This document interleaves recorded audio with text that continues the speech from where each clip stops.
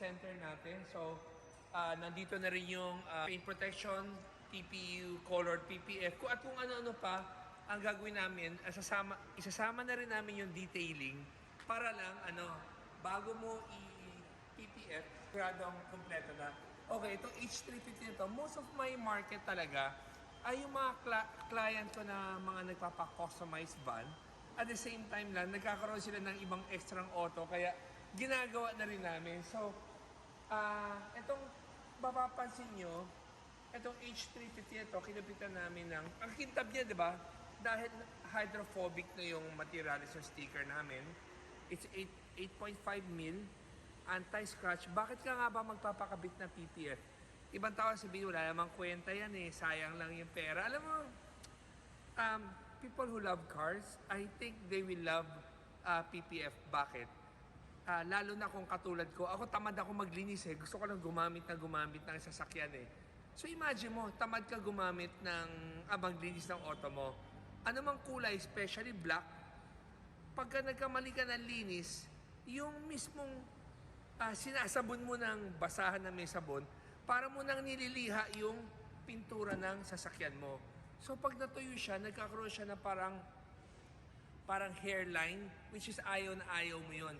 So, kung sakaling kinabitan mo naman ng PPF protection yung sasakyan mo, pwede sa makintab, yung scratches mo, kahit anong pang scratch niyan, naghihili siya mag-isa dahil sa materials niya.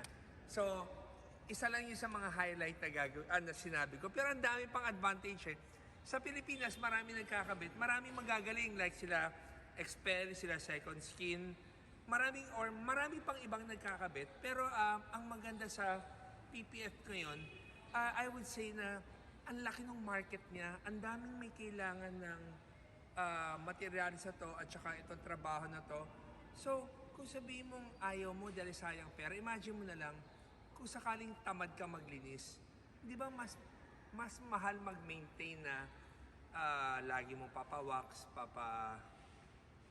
ayaw ka naman tamaan yung mga ibang kaibigan natin sa ibang industry. Pero what I'm saying lang, pag nagkaroon ka ng PPF paint protection like this, bagong Hyundai Solati, so nilagyan namin ng PPF. Kaya lang namin vlog to kasi gusto namin pakita, hindi lang mga sports car o mga sasakyan na maganda ang pwede mong ilagyan ng PPF. So, even itong malaki. So guys, marami pa kami soon ipapakita na iba-ibang sasakyan na gagawin natin.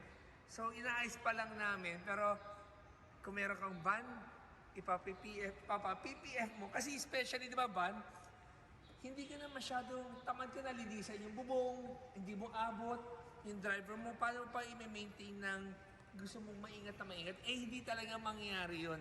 So kung may malaki kang van, perfect magpa-PPF sa mga katulad naming gumagawa nito. So guys, sana nagustuhan nyo at naintindihan nyo ba't kailangan nyo mag-PPF. Hindi lang siya gastos, talaga may malaking tulong siya sa pag-protection na sasakyan mo.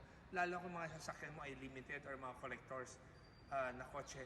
Tulad nung ito, inaayos lang namin yan. Lalagyan ko rin ng PPF yan. So yan yung mga materials na ginamit namin for our PPF and more. So guys, thank you for watching and always remember, Jesus loves you and God bless.